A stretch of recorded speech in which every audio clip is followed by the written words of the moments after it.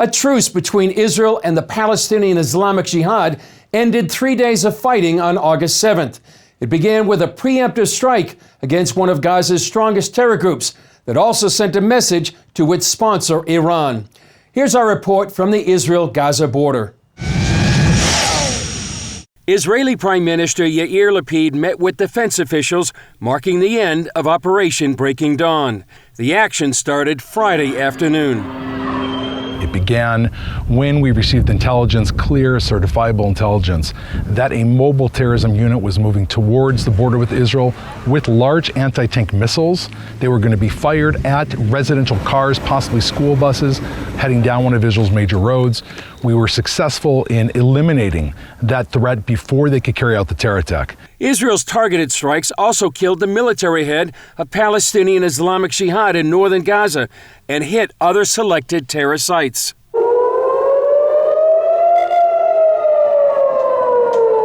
The terrorists responded by firing hundreds of rockets from Gazan civilian areas into Israeli communities near the border, up the coast to Tel Aviv, and just outside Jerusalem.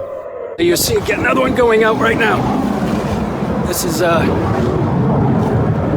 the Iron Dome. There's two going off. You can see that right now, streaking in the sky. CBN News witnessed the Iron Dome anti-missile system intercepting 7 of the rockets. According to the IDF spokesman, the Iron Dome had a 97% success rate. Nearly 200 of the rockets fired by the Palestinian Islamic Jihad landed within Gaza, causing a number of injuries and deaths. On the Israeli side, most communities have bomb shelters, like the 20 provided by CBN Israel in strategic locations, such as the community of Yesha, just 4 miles from the Gaza border. We have many surprises. You're not prepared. You're on the way to some place, and we have this bomb shelter on the way. It calms the children and gives them the security to go to the tennis court and play a little. The front lines of the conflict, known as Operation Breaking Dawn, are here on the Israeli-Gaza border. But behind the scenes, one of the main players is the Islamic Republic of Iran. Iran is kind of the backyard of all of these organizations.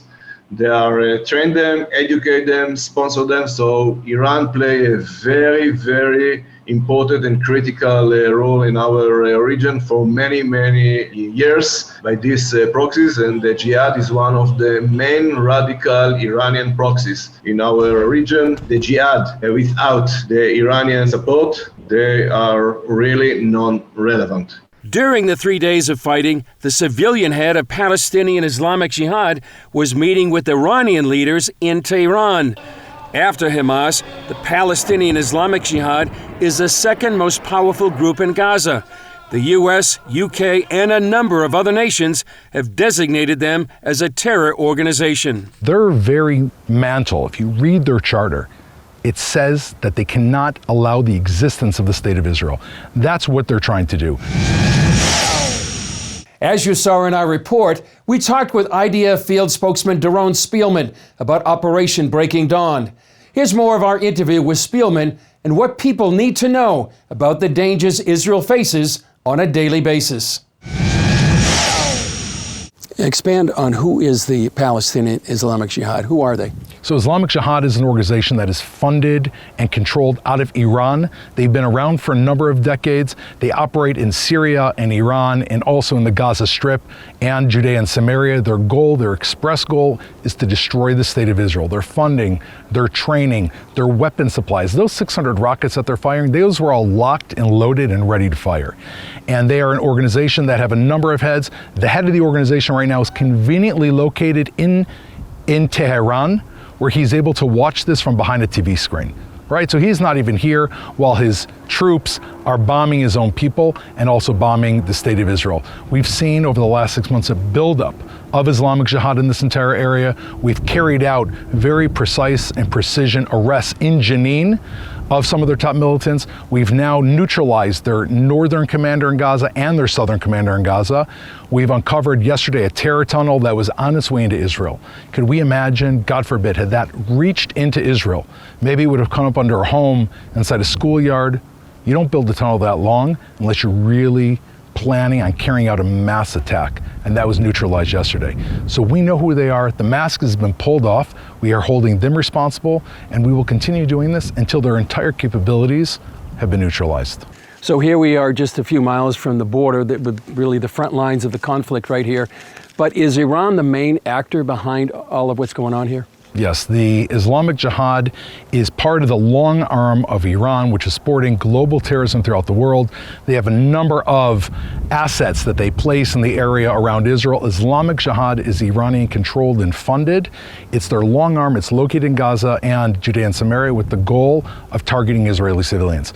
If you look at us on the other hand, Israel, I mean, this is not like a football match where everyone's playing by the same rules. Our rules are to try to eliminate Islamic Jihad and neutralize their capabilities and not harm the citizens of Gaza. How many people does it affect when rockets are coming this way? We're talking hundreds of thousands, more than 1 million people that are affected by this, either living in their shelters or leaving the area. There are, throughout Israel, again, these rockets have hit the areas of central Israel. They've put millions and millions of people within the line of fire. Some of those people in these communities are being hit in and out every second. They've got trauma. They're suffering from post-traumatic stress syndrome. My own daughter lives in one of these communities. She works with these children. These people are in the front line. If you had to explain the situation to somebody in the U.S. thousands of miles away from this situation, how would you explain what's going on here? Could you imagine, is what I would say to them, your own city, whether you're in New York, California, Tennessee, wherever you are, could you imagine hundreds and hundreds of rockets raining down in your city, children looking for shelters from an enemy that says they don't want your city to exist? That is their very charter. And you look at this enemy and you see they're firing from behind men, women, and children, from kindergartens, from hospitals. And you say to yourself, you know what? We can't just wipe them off the map. We're not going to put civilians in the line of fire. And in the most specific, pinpointed, and intelligence, a guided way, you're able to go out and neutralize them. That's what we're doing. And I can sleep well at night because I know that we are defending our own people, providing them with a good, solid sense of peace and security in the future. And we're doing this while trying to protect the people of Gaza, which Islamic Jihad seems not to care about. Any final thoughts, Doron? My thoughts are that, again, the IDF calls on Islamic Jihad, on the people on the other side and people around the world to see that they are the perpetrators of this attack. We value human life. Most of your viewers value human life. Islamic Jihad does not value human life. And we can see it by their actions, both against Israel and both against their own people.